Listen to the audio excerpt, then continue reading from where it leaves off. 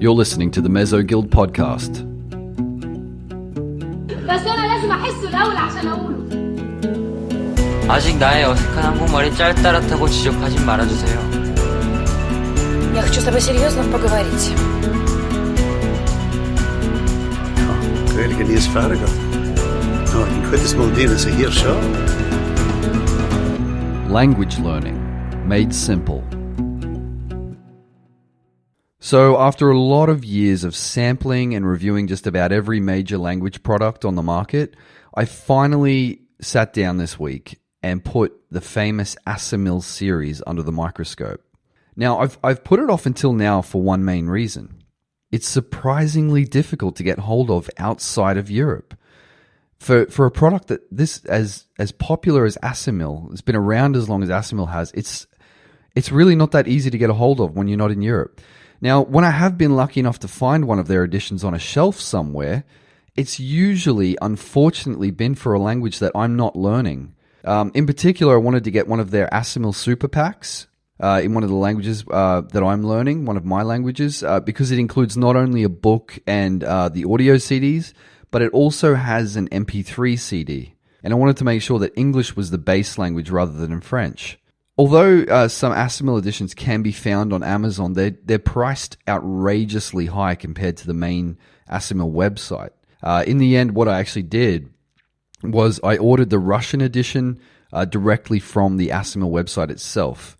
And just to give you an idea of the price difference, on Amazon it's currently selling for $195 US, but on the Assimil site it's 75. It's about 75. It's in euro, maybe 66 euro. The only problem with the main Assimil website is that the entire website is in French. There's no English order form on the site, so if you're uncomfortable with that, it's not easy. Now, I've been really eager to sit down and spend time on Assimil because I know how popular it is in the online polyglot community. It's promoted by a lot of well-known language learners, and it's pops up on the language learning subreddit on Reddit a lot. So unfortunately, I sat down and I spent hours trawling online for Assimil reviews on YouTube and Google, found nothing of substance. Just pretty much every written and video review I found was a complete and utter total waste of my energy. It was a waste of time. It's usually just, you see these reviews and it's just somebody flipping through a book that they bought, an Assimil book that they bought, talking about how great it looks, how pretty it looks. They never really spend any attention on the content and the method itself, really digging deep and saying, what is this method all about? Is it any good?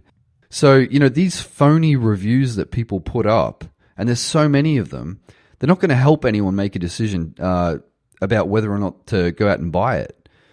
So what I did, I've sat down and I've given this series the time it deserves, and I've tried to provide you with a detailed and balanced review of the Assimil Method, the product and the method. I sent 2 questions over to the team at Assimil, and they sent me back their responses. So what I'm going to do is share my own discovery and perspective based on the answers that they gave me.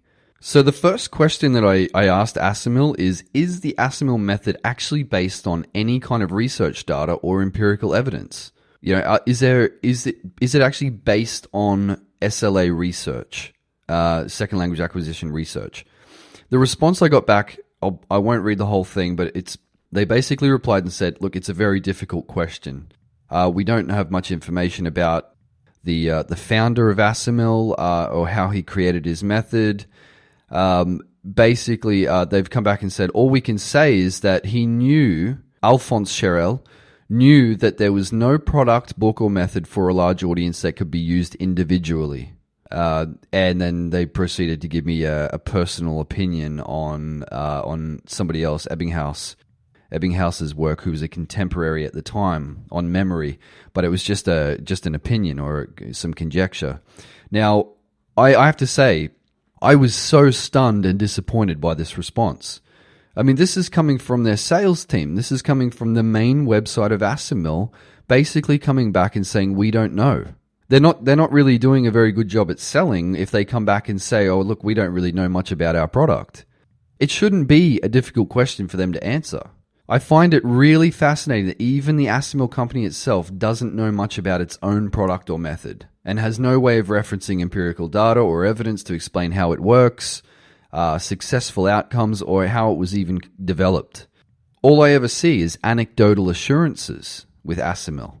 Of course, what they do seem to know is that Assimil was created back in the day, back in the 1920s, to fill a market gap for autodidactic learners. That means people who want to learn on their own. The creator of Assimil is a complete and utter mystery, even to the people who represent his work and company. Now, if you compare that to a product like Pimsleur, for example, Pimsleur is very famous, is one of the most famous language learning products. It's been around for ages, for decades, created by Paul Pimsleur, and it's very, very well documented with lots of supporting evidence and data, supportive evidence and data. Now, for this reason, I find I don't have a whole lot of confidence in Assimil from the very outset. It's hard to have confidence in something when the company doesn't even know what it is or how it's supposed to work or how it was made. So, if you look on the website, for example, under the method, the steps of the Assimil method are actually briefly outlined and followed by one simple assurance, which says your results will surprise you.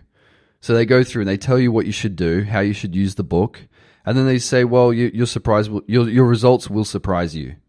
And that's it. That's the assurance. There's no this is backed up by this research, or we've seen this work in X number of cases. It's just your results will surprise you. So it's an assurance based on nothing, no data, no proof.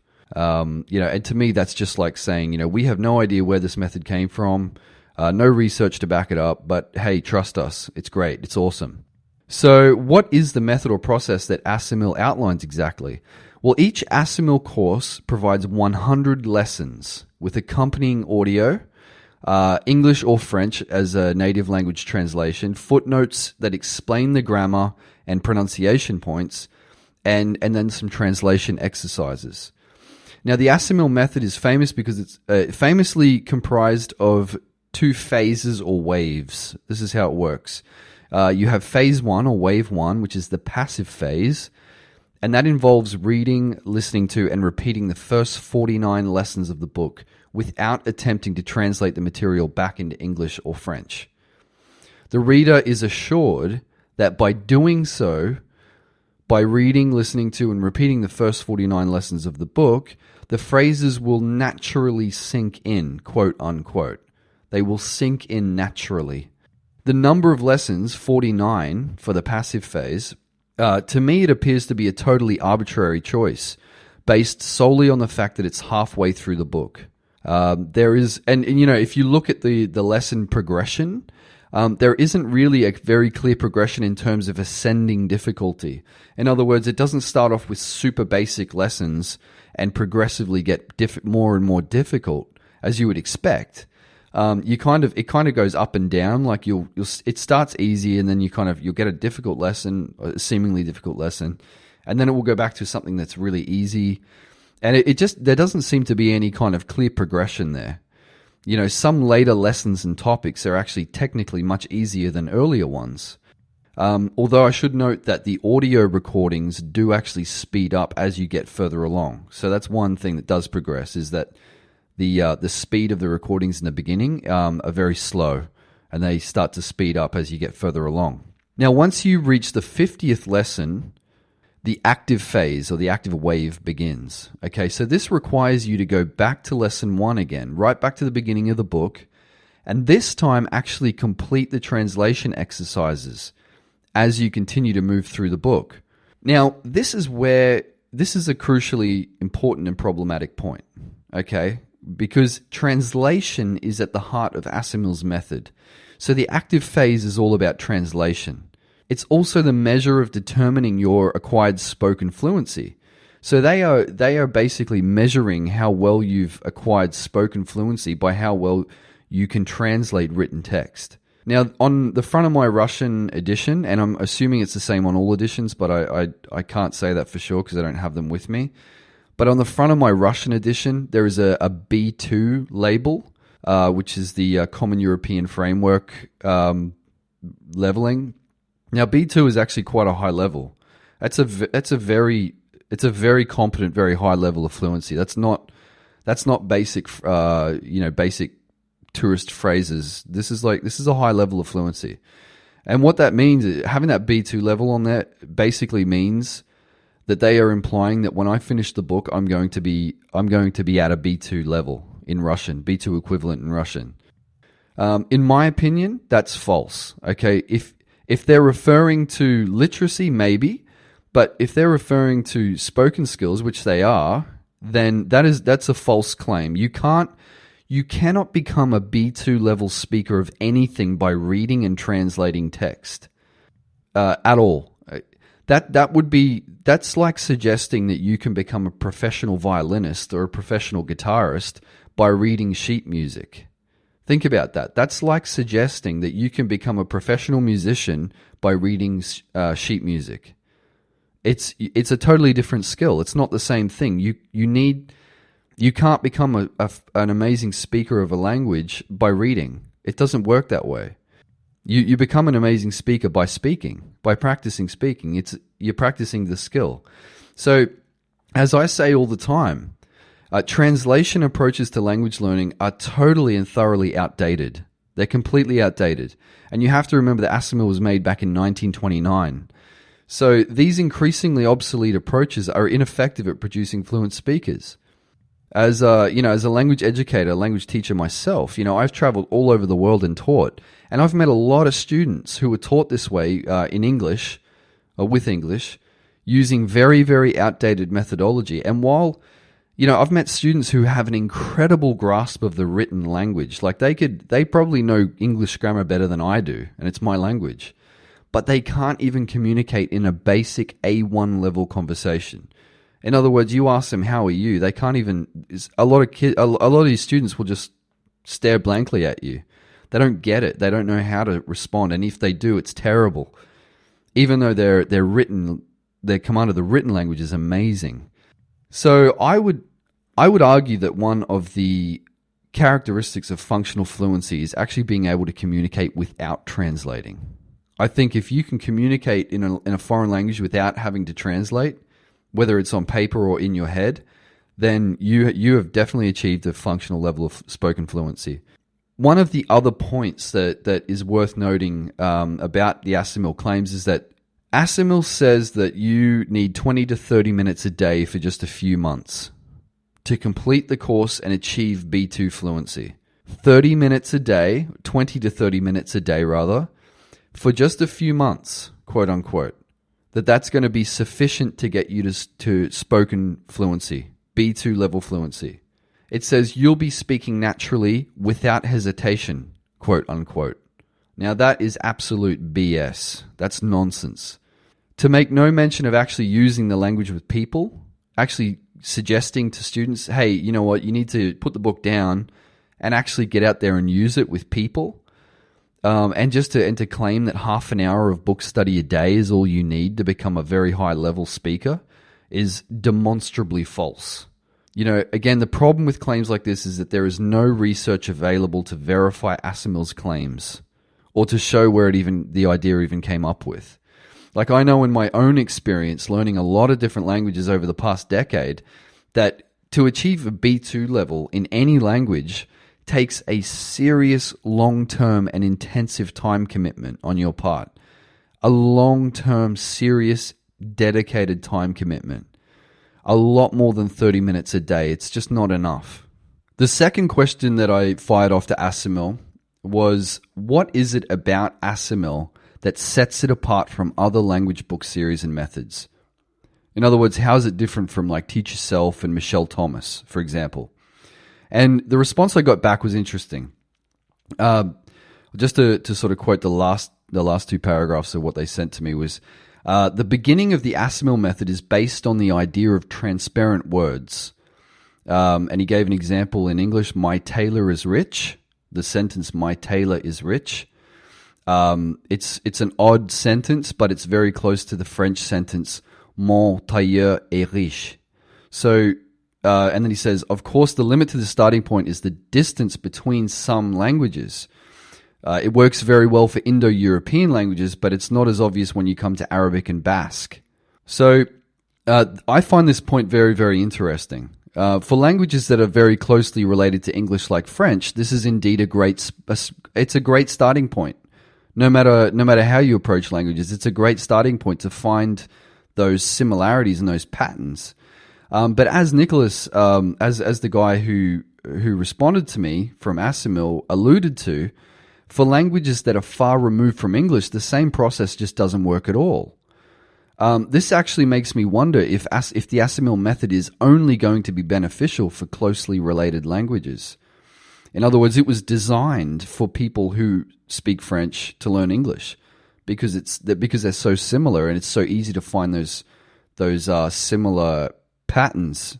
So if the method itself was designed to help you identify similar patterns and structures, then that would make it utterly useless for languages like Arabic and Mandarin Chinese, where it's completely different. So in Assimil's defense, there is one thing I would like to say that I think is wonderful about the series. And I think it's really ahead of its time back in the 1920s. And that is that it focuses more on identifying and translating patterns rather than grammar. It's about translating. Now, I don't like the translation approach, as I said, but even in that, it focuses more on translating patterns, that is, whole expressions rather than grammar. So what that means is that unlike typical courses which begin with the grammar point and then reinforce the grammar point with dialogues and exercises, Assimil has a strong emphasis on lexical chunk acquisition, which means learning whole phrases and whole collocations, whole pieces. And if you know me, if you read my blog, then you know that I'm a huge proponent of this. This is how I learn. So, and then this approach was actually popularized by Michael Lewis's lexical approach in English language methodology. I think it was a few decades ago. It's been hugely influential in my own learning. As anyone who follows me knows, I always teach that a grammar-first approach to language learning is totally unnatural and backward. It's the wrong way to approach a language because it's not normal. It's not natural to study grammar rules and then sort of work backward. And in my opinion, it's why language education all over the world has been failing. So in the Assimil series, grammar explanations are just a footnote. And they're not exhaustive, so they don't cover everything. They're just sort of footnotes that kind of give you a little bit of help here and there without overwhelming you, without sort of taking the main focus. Now, Assimil focuses on presenting you with complete usable expressions, and even the translation exercises that I mentioned before, they're for whole phrases rather than grammar drilling. So the translation exercises are to get you to translate entire phrases instead of actually drilling grammar and getting you to sort of piece it back together. So, and this means that instead of providing you with conjugation and declension tables, as other series do, as other books do, and then telling you to memorize those conjugations, you're actually given natural sentences in the context of many different scenarios, including the English or French equivalent. Assimil is more like a graded phrasebook or interlinear with footnotes. You're expected to just listen and repeat. That's really what it's all about, is listening and repeating. So, for example, in my edition that I bought, the Russian edition, you're given this expression, an expression like "kakoi ужас," which basically means how awful, how dreadful in English, how awful. But you're not given an explanation of its grammar, how it works. All you're expected to do is read it, listen to it, and repeat it. And I think this is excellent, because explanations are what cause the most confusion in language learning. And in my opinion, you're better off following Assimil's lead to just listen and repeat without digging too deep into the whys and the hows, because that's really what trips people up. And this is something that I advocate constantly. So how do you get the most out of Assimil? How do you use it effectively? I'll tell you. The reason why I chose to buy the Super Pack, which contains the MP3 CD as well as the audio CDs, is that each line of every dialogue is separated. So for example, you have a dialogue of, I don't know how many sentences they have. Let's say you have 10 sentences in a dialogue, back and forth sentences. Each one of those sentences is separated as an individual MP3, so it might just be a few seconds long. So the example that I just gave of "какой ужас" in Russian is that little expression there is its own MP3 file in the super pack. Now, this is incredibly convenient for people like myself because I usually go and create my own audio files using audio recording editing tools like Audacity, and it's so time consuming. It's really time consuming and stressful. But this is already done for you. Assimil has done this for me by providing this MP3 CD. It's great. I can then take those short expressions, those short MP3s, and put them into a tool like Anki to make flashcards using audio with images or text, or I can just play them on repeat. And that's usually what I do. I just play them on repeat and listen to them again and again and again until they stick. So many of the situational dialogues in Assimil oddly appear to be very, very random and very strange. And they're not going to be the most useful to people in most circumstances. Like, for example, in the book that I bought here, I'm not sure if it's in all of them, but there's a lesson called The Thief, which includes a dialogue between a lawyer and a defendant. Now, unless you're planning to commit a crime when you travel, it's an odd scenario to include. It's hopefully something you're never going to need. There's another lesson called The Inveterate Bachelor, where a guy is basically talking about divorcing his wife because he doesn't like her cooking. It's kind of weird, And there's another lesson about the sounds that cats and dogs make. Now, these are just a few examples of the kind of really bizarre and unnecessary scenarios that the book presents. However, they're not entirely useless. The scenarios themselves are strange and you'll probably never use them, but the content of those dialogues are not entirely useless to you. If you take a look at each dialogue, even the dialogues of the odd situations, you can still find expressions that you know that you would find useful in other situations. And a big part of language learning is searching for high-frequency expressions that you use a lot and that are personally relevant to you. So in the case of the thief lesson that I mentioned, which is a situation that I hopefully will never find myself in, especially if I go to Russia, there are expressions like "ну и что?" So what?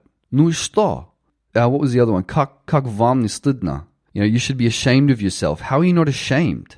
These are expressions that I could use in any other situation, in any other scenario. Or a lot of other scenarios, rather. Think about "ну и что?" So what? So what? That's a really cool, that's a fun expression. It's a great little expression, and you could use that in so many different scenarios. So what I do is I take those little things, I take those little bites, those little expressions, and I use the MP3 files provided, and then I discard the rest of the dialogue. I get rid of, I just leave it. I leave the rest of it. And maybe I'll come back to it another time if I need something else from it. So instead of spending tons and tons of time and energy learning content that I'm never going to use or probably never going to use, I'm very, very selective about learning only the things that I will find useful.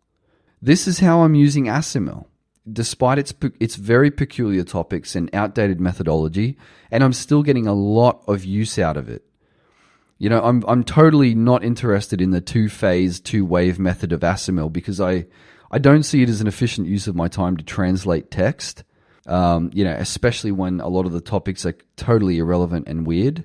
I really don't see a need for it, and unless I see some evidence that backs up the approach, how it was developed and how it's effective, then I'm not going to do it. I'm not going to do something just because someone says, "Hey, it's awesome." So, thankfully the quality of Assimil's recording is, the recorded audio is just outstanding. All right, so in summary, is Assimil as great as everybody says it is? Well, I have mixed feelings about it. I really have mixed feelings about Assimil. But I think the simplest way for me to just sum it up for you is that, firstly, the Assimil material and content is just excellent and very useful. Like I said, the recordings, the broken up MP3s on the MP3 CD, just super, super useful and very, very high quality. But the Assimil method, the method itself is not useful, is not good. As far as I'm concerned, it's not a very efficient use of my time. Okay, the method is old and outdated. I don't believe it has much value, especially in light of the way that languages are taught these days. Although I do like the fact that it focuses on patterns rather than grammar drills. I think that's way ahead of its time. So, overall, it's an extremely useful resource for people who are good at directing their own learning. If you're good at directing your own learning, if you like to find your own way and do it yourself, and you're good at that, if you're experienced at that, then it's great. It's an extremely useful resource. Go for it. If you're a person who wants to be walked through the process of learning a language, if you haven't learned a language before, if you're unsure of even how to do it, if you're new to this whole thing, then honestly, I would say Assimil is definitely not a suitable choice for you. I don't think it's a suitable resource for people who have never done it before and really need to have their hand held as they walk through it. So yeah, that's what I think of it. Just a final note on the pricing. Like I said before, I don't know why it is, but on Amazon it just sells for so much money. Yeah, it's so expensive on Amazon, and I think it's Assimil who are selling it on Amazon, which is really weird because if you go on the Assimil website, it's cheap. It's a lot cheaper. I literally saved myself over $100 just by buying it directly from France instead of ordering it on Amazon. So yeah, that would be my advice to you. If you want to buy it, don't go to Amazon. Go to the Assimil website and just order it directly from France. If you can't read the order form because it's all in French, just Google Translate it. You don't even need to do that. It's it's pretty easy to read a French order form. It's so similar to English. So yeah, that would be my advice. Just order it directly from France, directly from the head office. And if you've got comments, if you want to share your opinion of Assimil, if you think it's great, if you think it's awesome, if you think it's terrible, do share those comments. Go to my blog post, read the blog post, and comment at the bottom, or send me an email on my blog. I'd be happy to hear what people think of Assimil. I'd like to hear what other people. What people's experience with other language editions of Assimil think. I actually haven't had a chance to look at the Arabic Assimil yet, so I don't know how good it is or how bad it is. Don't know what dialect it focuses on, but I'd be really, really curious to see how good or bad it is in other people's opinion. So that's it for today, guys. Thanks very much.